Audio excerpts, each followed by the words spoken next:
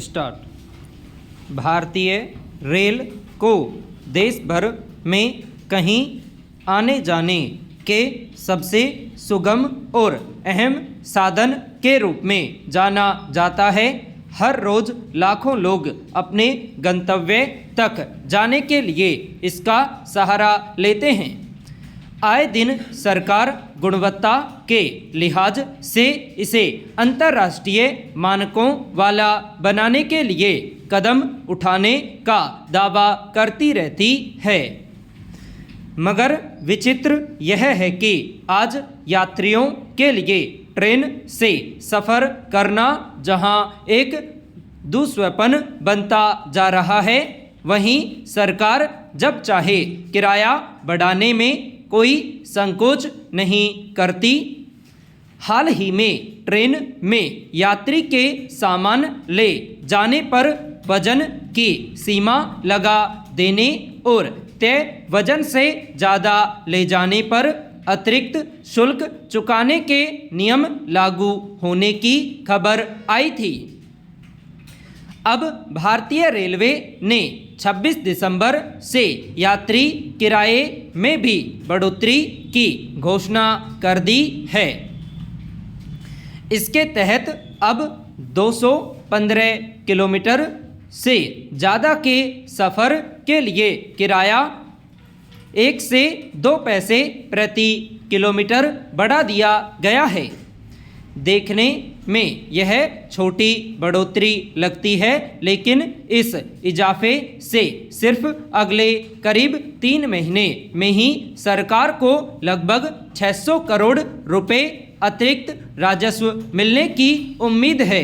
Para अंदाज़ा लगाया जा सकता है कि अपनी आय बढ़ाने के लिए सरकार कितनी सजग है, मगर शायद इस बात का ध्यान रखना कभी ज़रूरी नहीं समझा जाता कि इस तरह किराया बढ़ाने का औचित्य तभी साबित हो सकता है जब यात्रियों के लिए यह सुविधाजनक न हो।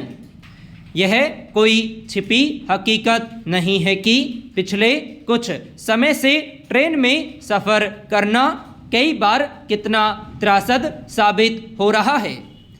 एक से दूसरे शहर या अपने घर जाने वाले लोग अगर ट्रेन से जाना चाहते हैं तो इसके लिए आरक्षित टिकट मिलना आसान नहीं रह गया है।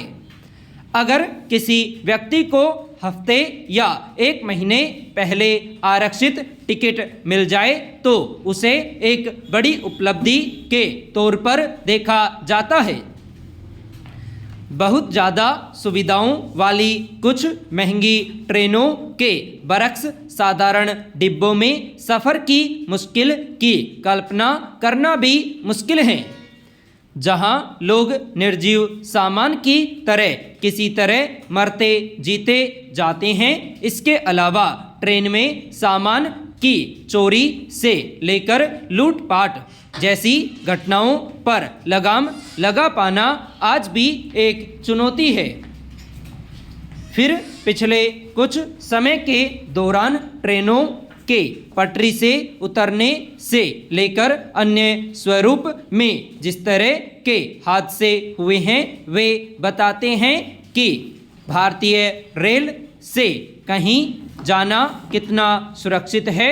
पैरा ऐसा लगता है कि अलग अलग मद में पैसा बढ़ाने के लिए बजट या किसी औपचारिक मौके का इंतजार करने की परंपरा खत्म हो गई है और सरकार अपनी सुविधा के अनुसार जब जी चाहे नया किराया तय कर देती है। दूसरी ओर ट्रेनों में भारी कमी और यात्रियों को ले जाने की सीमा की वजह से रेलवे स्टेशनों पर लोगों की भीड़ बताती है कि ट्रेन से सफ़र को अंतर्राष्ट्रीय मानकों के अनुरूप बनाने के सरकारी दावे की असलियत क्या है। विडंबना यह है कि अपनी सामान्य या नियमित आय में अतिरिक्त बढ़ोतरी के लिए ट्रेन का किराया बढ़ाने या अन्य प्रत्यक्ष और परोक्ष तरीकों के जरिए यात्रियों से ज़्यादा पैसा वसूलने को लेकर अति सक्रिय रहने वाली सरकार की नज़र में यात्री सुविधाएं कोई प्राथमिक सवाल नहीं है।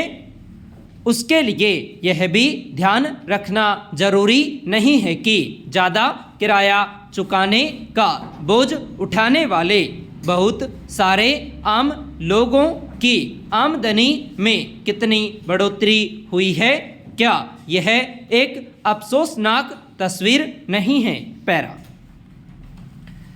देश भर में तेजाब से हमले की घटनाओं पर आखिर अंकुश क्यों नहीं लग पा रहा है, जबकि खुले बाजार में तेजाब की बिक्री पर पूर्ण प्रतिबंध है और इस तरह के अपराध से निपटने के लिए सख्त कानून मौजूद है। बिहार में पटना जिले के मोकामा में रविवार रात एक महिला पर तेजाब से हमले की वारदात ने राज्य की कानून व्यवस्था पर फिर से सवाल खड़े कर दिए हैं। तेजाब शरीर को ही नहीं झुलसाता बल्कि इसकी भयावहता कई बार पीड़ित की पहचान, आत्मविश्वास और सपनों को भी एक त्रासदी में बदल देती है। हमले से पीड़ित की जिंदगी पहले जैसी सामान्य नहीं हो पाती है। पीड़ित महिला के लिए तो महीनों तक चलने वाले उपचार के साथ साथ समाज की संकीर्ण सोच का सामना करना किसी रोजमर्रा के जख्म से कम नहीं होता। सवाल है कि आपराधिक कुंठा के शिकार लोगों की तेजाब तक आसान पहुंच कैसे संभव हो पा रही है।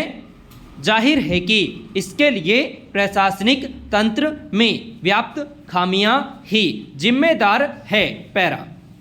गौरतलब है कि वर्ष 2013 में सर्वोच्च न्यायालय के निर्देश पर बाजार में तेजाब की बिक्री पर प्रतिबंध लगा दिया गया था।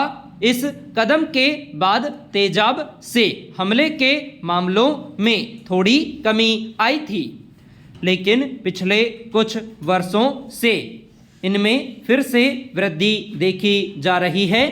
राष्ट्रीय अपराध रिकॉर्ड ब्यूरो की एक रिपोर्ट के मुताबिक वर्ष 2017 में देश भर में तेजाब से हमले के 244 मामले दर्ज हुए थे। एक अन्य रिपोर्ट के अनुसार वर्ष 2021 में ऐसे 176 मामले और 2023 में 207 वारदात दर्ज की गई।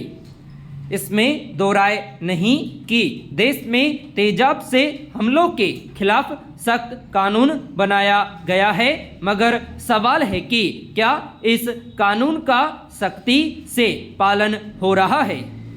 क्या यह जांच एजेंसियों की जिम्मेदारी नहीं है कि अवैध रूप से तेजाब की बिक्री करने वालों के खिलाफ कड़ी कार्रवाई की जाए। कई बार तो जांच अधिकारियों की लापरवाही के कारण हमलावर न्याय के कटघरे में आने से बच जाते हैं। जब तक पुलिस और प्रशासनिक तंत्र में व्याप्त खामियों को दुरुस्त नहीं किया जाएगा, तब तक सख्त कानून का प्रभाव भी धरातल पर कम ही नजर आएगा। संपूर्ण विराम।